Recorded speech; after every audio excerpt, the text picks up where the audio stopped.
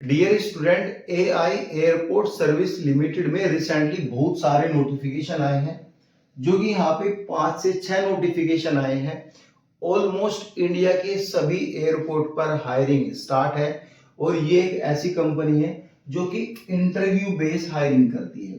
अगर आपको एयरपोर्ट पर ज्वाइन करना है अपनी कसम खा ली तो आप इस कंपनी के थ्रू एयरपोर्ट पर एंट्री कर सकते हो, क्योंकि ये कंपनी इंडिया की ग्राउंड हैंडलिंग सबसे बड़ी कंपनी है। ऑलमोस्ट इंडिया के सभी एयरपोर्ट पर एयर इंडिया को मैन पावर सप्लाई करती है। और जो आज की हमारी वीडियो है, यहाँ पे जो है लगभग सभी नोटिफिकेशन में ये 3-4 डिपार्टमेंट है और इन्हीं डिपार्टमेंट में वैकेंसी जाती है और इन्हीं डिपार्टमेंट की वर्क प्रोफाइल के बारे में हम बात करेंगे कि इनमें क्या काम होता है और आपको क्या काम करने को मिलेगा। लेकिन वो एक काला सच जो एविएशन फील्ड के बारे में किसी को नहीं पता, मैं वो भी आपको बताऊंगा कि आपको अप्लाई करना चाहिए या नहीं करना चाहिए, आपका लेवल क्या है, आपको किस तरफ जाना चाहिए। ठीक है, फिर हमारा जो मेन हाईलाइटेड पॉइंट है इस वीडियो के, इसमें आपका फ्यूचर कैसा होगा, इसमें आपकी सैलरी ग्रोथ कैसी होगी, प्राइवेट और क्वेश्चन मार्क मेरा लास्ट में रिव्यू क्या रहेगा। पहले मैं आपको बता दे रहा हूं, एविएशन फील्ड में फ्यूचर और सैलरी ग्रोथ दोनों ही नहीं है। ठीक है, क्यों नहीं है वो हम लास्ट में बात करेंगे वीडियो के। पहले हम बात करेंगे टेक्निकल डिपार्टमेंट का क्या काम है, सीएससी जूनियर सीएससी का क्या काम है, रैम सर्विस एग्जीक्यूटिव का क्या काम है, हैंडीमैन हैंडी वुमेन का क्या काम है। स्टार्ट करते हैं अपनी वीडियो। सबसे पहला पॉइंट हमारा टेक्निकल डिपार्टमेंट की वर्क प्रोफाइल क्या है। देखो, टेक्निकल डिपार्टमेंट नाम से ही पता चल रहा है इंजीनियरिंग फील्ड की वैकेंसीज है। इसमें अगर आपने mechanical, production, automobile, electrical, electronic से, आईटीआई फीटर से डिप्लोमा या डिग्री कुछ भी किया हुआ है, आईटीआई डिप्लोमा या डिग्री कुछ भी किया हुआ है, अगर इनकी रिक्वायरमेंट्स है तो आप अप्लाई तो करोगे ही। लेकिन जो इनकी वर्क प्रोफाइल है वो इंजीनियरिंग की है, मीन्स आपको इंजीनियरिंग काम करना है। एरोप्लेन को छोड़ के एयरपोर्ट पर जितनी भी व्हीकल चलती है, welding, grinding, wheel change, engine maintenance and proper body maintenance, structure maintenance, वो सभी मेंटेनेंस होता है, ये गाड़ी का मेंटेनेंस करती है। गाड़ी में क्या होता है, दो तरह की गाड़ी होती है, high lifted devices and low lifted devices. Low lifted device में जैसे आपका ट्रैक्टर हुआ, पुशबैक हुआ, ये सब चीजें आती है। नॉर्मल आपकी कार हुई, बस हुई, तो ये सब चीज आते हैं। हाई लिफ्टेड डिवाइसेस में जैसे आपकी एयर एम्बुलेंस हुई, मतलब कि जो वो हाई लिफ्टेड यानी हाइड्रोलिकली ऊपर जाती है, तो एयरक्राफ्ट के लगती है, जो भी पैसेंजर जो जिसको भी प्रॉब्लम रहती है, इमरजेंसी रहती है, उसको रिकवर करती है, ये सब चीजें रहती है। बाकी इसमें बहुत सारी चीजें हैं, बाकी आपको ट्रॉली की वेल्डिंग भी करनी है, छोटे छोटे टायर भी लगाने हैं, वो सब चीजें हैं। यानी काम तो है इंजीनियरिंग का और आपको यहाँ पे इंजीनियरिंग का काम ही करना है, यानी दिन रात आपके काले हाथ रहने हैं। भाई इंजीनियरिंग सीखी है तो इंजीनियरिंग की डिग्री की है तो इंजीनियरिंग से हटना नहीं आपको। ठीक है, मैकेनिकल भी होता है, इलेक्ट्रिकल भी होता है, इलेक्ट्रॉनिक भी होता है, कुछ बैटरी इक्विपमेंट है उस पर भी काम करना है, डीजल इंजन है, पेट्रोल इंजन है, जो है यहाँ पे वो सभी इंजन आपको देखने को मिलेंगे। ठीक है, वो सब काम आपको यहाँ पे करना है। ठीक है, अब कस्टमर सर्विस एग्जीक्यूटिव और जूनियर सर्विस एग्जीक्यूटिव, भाई मैं एक चीज और बता दूं टेक्निकल के लिए, इंडिया में इसकी जो ग्रोथ है, सैलरी है, वो 0 लेवल की है।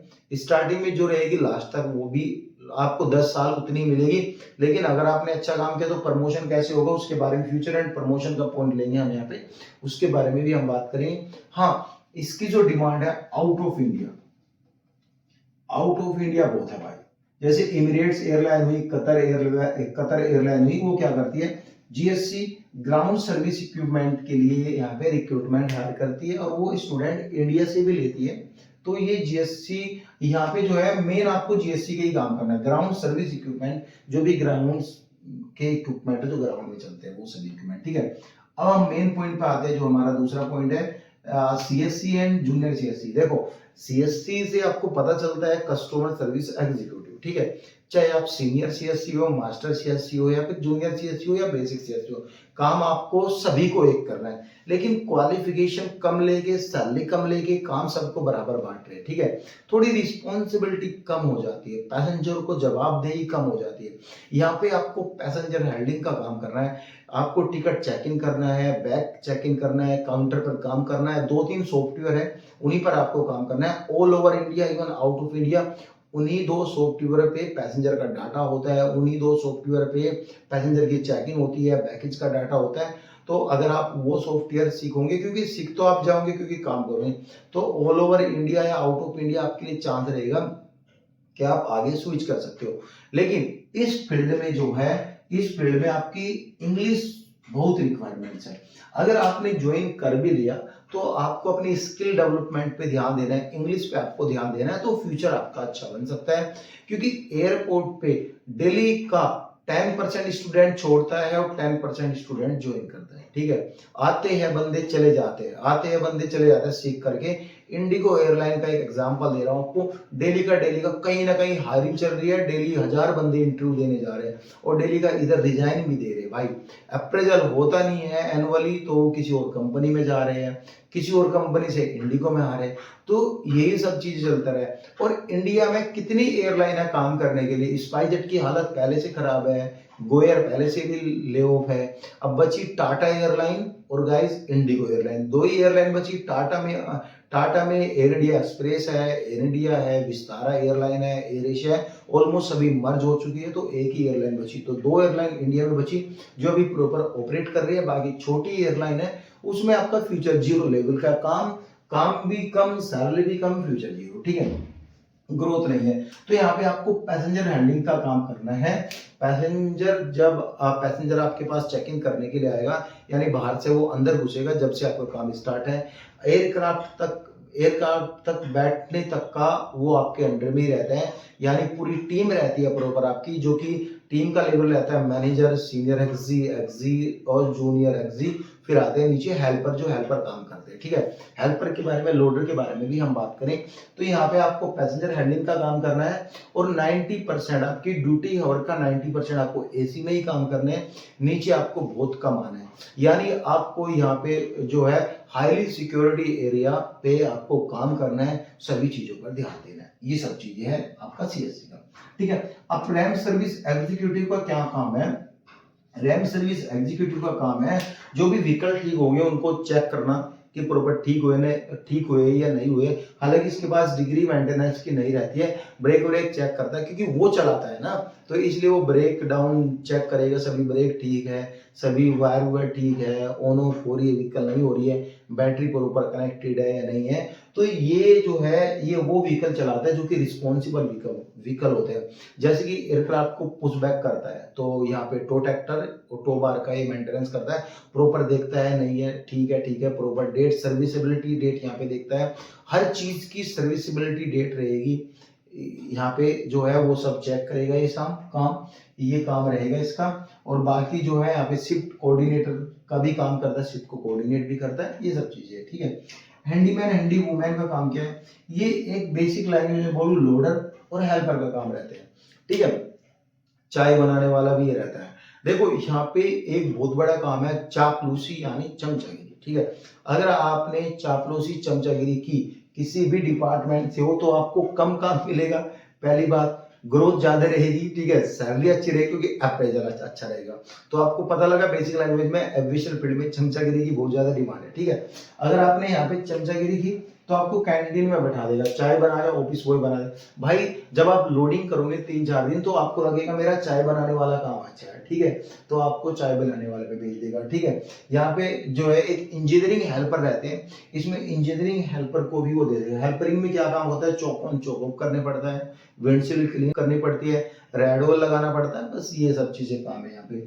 एंडी वुमेन का काम रहता है क्लीनिंग का, मेन क्लीनिंग का काम रहता है, लोडिंग का काम नहीं रहता है। तो क्लीनिंग का काम यहाँ पे रहता है कि एयरक्राफ्ट जब आता है उसकी इंटरनल क्लीनिंग, देखो एक्सटर्नल क्लीनिंग तो रात को होता है, वो एक्सटर्नल मतलब मींस कि इंटरनल क्लीनिंग करना है, सीट वगैरह क्लीन करना है, लैब क्लीन करना है, फिर उसको 15 से 20 मिनट में रेडी करना है, ठीक है, जहाज को। तो हेल्पर का काम यहाँ पे टेक्निकल असिस्टेंट में भी टूल कैरी करना है, जैकिंग करना है, ऑयल वगैरह डालना है, इंजन ऑयल करना है, रिफ्यूल करना है, ये सब चीजें रहता है। हेल्पर का काम सीनियर ये जो कस्टमर सर्विस एग्जीक्यूटिव में भी आता है, ये क्या काम करता है भाई, व्हील चेयर चलानी है कि कोई वीआईपी पैसेंजर है उसका बैग उठाना है, कोई बूढ़ा पैसेंजर है उसका बैग उठाना है, उसको हाथ पकड़ के जहाज तक लेके जाने हैं, वो सब हेल्पर करता है। रैम सर्विस एग्जीक्यूटिव में भी हेल्पर एलोकेटेड होते हैं भाई, गाड़ी साफ सफाई में हेल्परिंग का काम करता है, ये सब काम करने पड़ता है। हैंडी वूमेन का लोडिंग अनलोडिंग तो ये मेन काम है। बैगेज एरिया में भी काम होता है कि आपको ट्रॉली में बैग भरने पड़ते हैं, फिर जब जहाज पे वो ट्रॉली आती है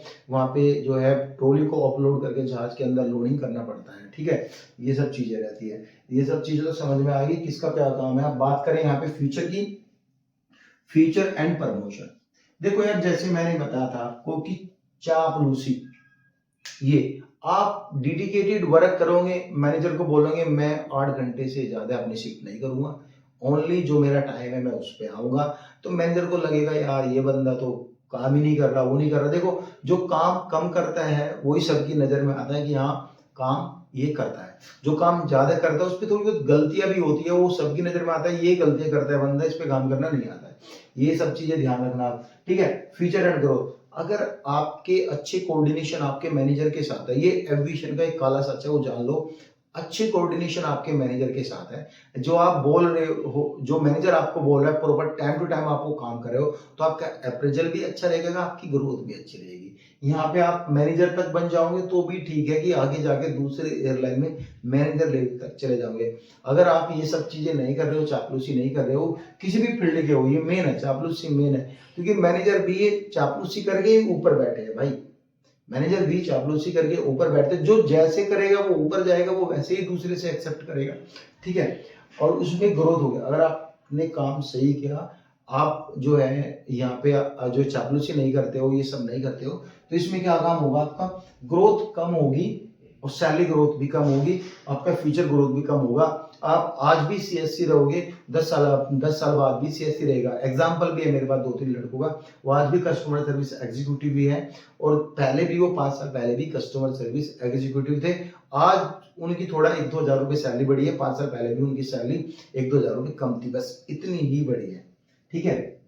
और मेरे एक लड़के से बात हुई, वो सैलरी स्लिप अपनी भेजेगा, मैं 2022 की बात करूं, मैंने देखी है वैसे 17,100 कुछ रुपए सैलरी थी जूनियर सीएससी की, ठीक है। आज जाके 21,000 रुपए 2022-23-24, कितनी सैलरी बढ़ी यार, 5,000 रुपए सैलरी बढ़ी। आप ये देखो कि गवर्नमेंट भी बदलती है यार, खर्चे कितने बढ़ गए, तो ये सब चीजें हैं, 5,000 भी बढ़ी, 4,000 सैलरी बढ़ी, ये सब सैलरी बढ़ी, और इसमें ही डिडक्शन भी तो बढ़ता है।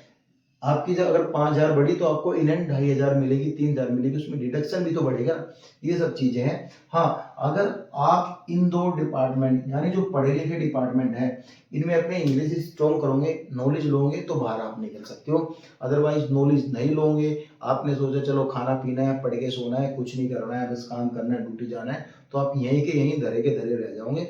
बस इसी कंपनी में कभी सीनियर एक्सी बन जाओगे, कभी यहाँ पे शिफ्ट कोऑर्डिनेटर बन जाओगे, ड्यूटी ऑफिसर बन जाओगे, वो भी 10-15 साल लग जाएंगे आपको, जब तक आपका रिटायरमेंट का टाइम आ जाएगा, तो कोई फायदा नहीं है, ठीक है।